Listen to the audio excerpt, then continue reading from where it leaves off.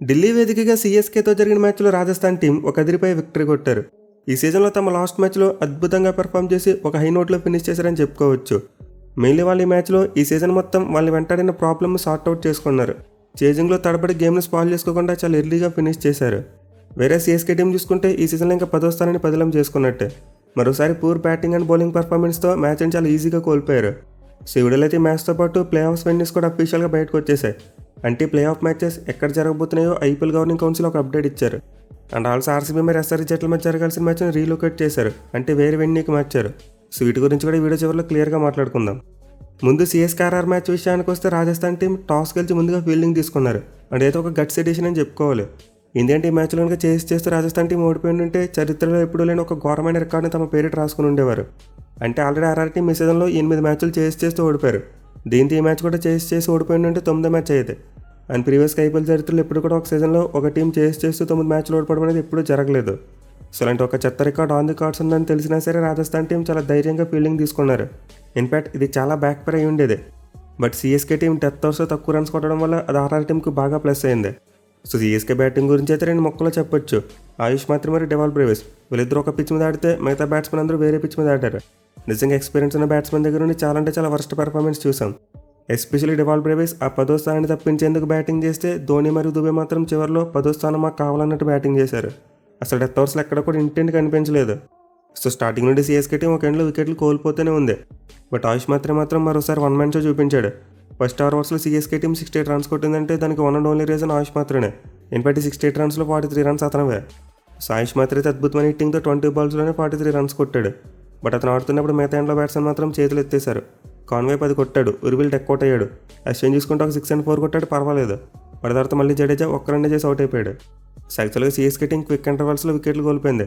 First and second wicket ఒక ఓవర్లోనే కోల్పోయారు. And then third and fourth wicket చూసుకుంటే 4 balls డిఫరెన్స్లో కోల్పోయారు.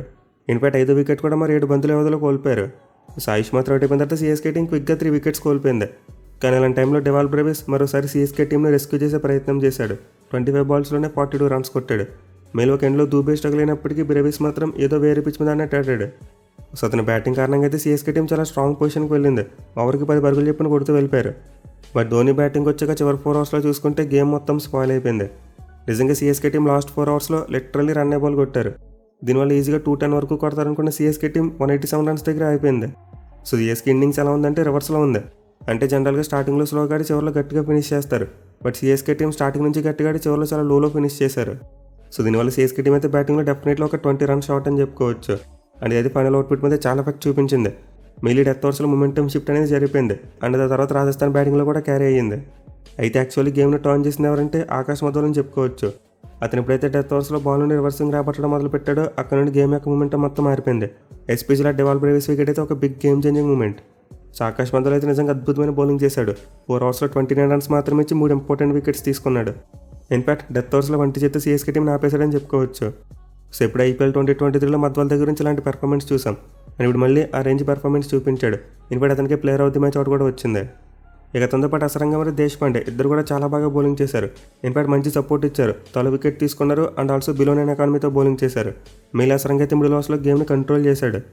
ఇక వీళ్ళతో పాటు యుజ్వేంద్ర సింగ్ చరక్ చూసుకుని కొంతవరకు రన్స్ వెళ్ళినప్పటికీ 3 వికెట్స్ అయితే తీశాడు. మెయిలీ పవర్ ప్లేలో స్టార్టింగ్ బ్రేక్ త్రూస్ అందించింది అతనే. సో ఓవరాల్గా చూసుకుంటే ఆర్ఆర్ బౌలింగ్ మరోసారి కాస్త అటు ఇటు అయ్యింది.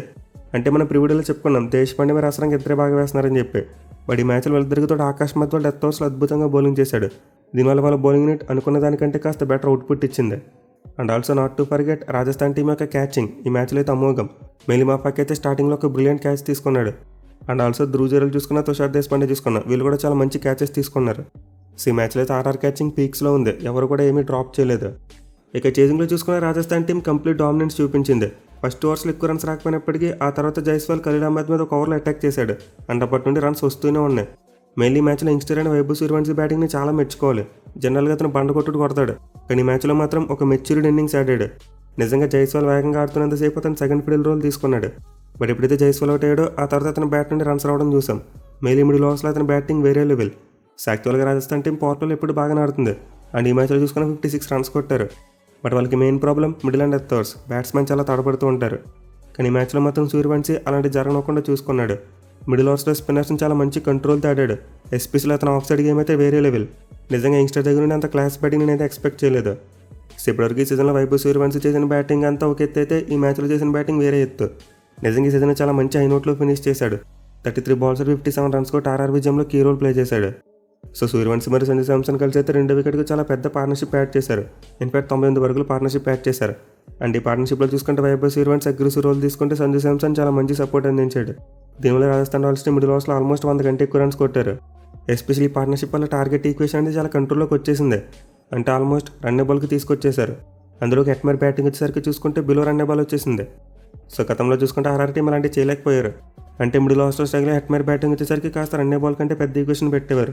కానీ మ్యాచ్లో మాత్రం బిలో రన్నబుల్ ఈక్వేషన్ ఉండడం వల్ల అతనైతే చాలా బాగా బ్యాటింగ్ చేశాడు.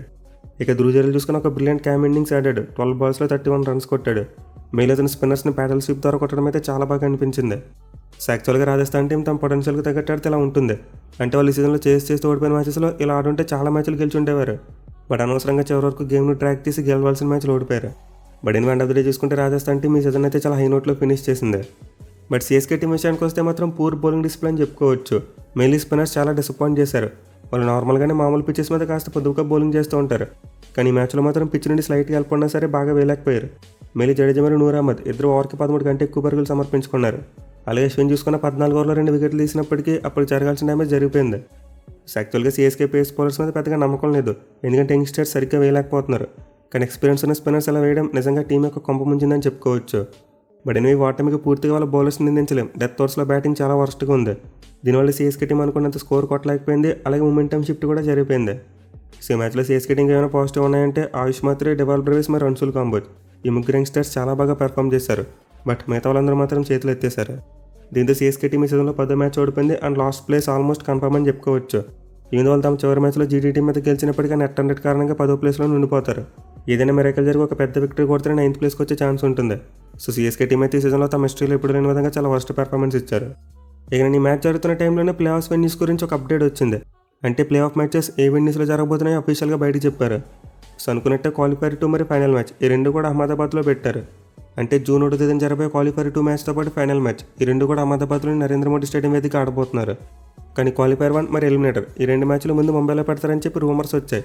బట్ బీసీసీఐ అయితే ఆ డిసిషన్ మార్చుకున్నారు. ములాన్పూర్కి షిఫ్ట్ చేశారు. దీంతో ఇప్పుడు క్వాలిఫైర్ 1 మ్యాచ్ అలాగే ఎలిమినేటర్ మ్యాచ్ రెండు కూడా చండీగఢ్లోని ములాన్పూర్ వేదిక ఆడబోతున్నారు. అయితే ప్లే ఆఫ్స్ కోసం ఈ వెన్యూస్ని సెలెక్ట్ చేయడానికి మెయిన్ రీజన్ వెదర్ అని చెప్పుకోవచ్చు. ఇన్ఫాక్ట్ కోల్కతా వాళ్ళు అడిగారంట, మాకు 2 ప్లే ఆఫ్ మ్యాచెస్ ఉన్నాయి కదా మేము హోస్ట్ చేస్తామని చెప్పి. బట్ అక్కడ వెదర్ ఫోర్కాస్ట్ బాగోకపోవడం వల్ల షిఫ్ట్ చేశారు ములాన్పూర్కి. అండ్ ఆల్సో ముంబై వాంకటే స్టేడియం నుండి కూడా షిఫ్ట్ చేయడానికి సేమ్ రీజన్. ఎందుకంటే ముంబైలో కూడా వెదర్ ఫోర్కాస్ట్ అంత మంచిగా లేదు. ఇన్ఫాక్ట్ మనం కల్లారా చూస్తున్నాం, సౌత్ స్టేట్స్ అన్నింటిలో కూడా వర్షం వస్తుంది. బ్యాడ్ వెదర్ ఫోర్కాస్ట్ కారణంగానే సౌత్లో మ్యాచెస్ని నార్త్లోకి షిఫ్ట్ చేశారు. మళ్ళీ మే 20న ఆర్సీబీ మరి ఎస్ఆర్హెచ్ జట్ల మధ్య ఒక మ్యాచ్ ఉంది, బెంగళూరు వేదిక జరగాల్సిన మ్యాచ్. అయితే ఈ మ్యాచ్ నుండి లక్నో గ్రౌండ్కి రీలొకేట్ చేశారు. ఎందుకంటే బెంగళూరు వెదర్ ఆ రోజు కూడా చాలా చెత్తగా ఉంది. ఇప్పటికి ఆల్రెడీ బెంగళూరులో ఒక వాషౌట్ చూసాం. దీంతో ఈ మ్యాచ్ కూడా వాషౌట్ అయితే ఐపీఎల్ రెవెన్యూకి చాలా దెబ్బ కొడుతుంది. పైగా ఆర్సీబీ ఎస్ఆర్హెచ్ మ్యాచ్కి చాలా హైప్ ఉంటుంది. At the same time RCB సైన్ చూసుకుంటే ఈ మ్యాచ్ వాళ్ళకి చాలా ఇంపార్టెంట్.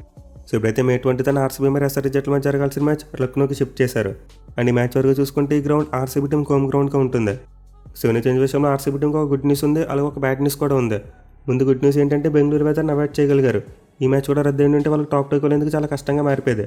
మరి ఇప్పుడు లక్నోలో పెడుతున్నారు కాబట్టి ఆర్సీబీ టీం ఒక ఫలితాన్ని తీసుకురాగలదు. అయితే బ్యాడ్ న్యూస్ ఏంటంటే ఇదే గ్రౌండ్లో ప్రీవియస్గా ఎస్ఆర్హెచ్ టీం లక్నో టీంని డిఫీట్ చేశారు.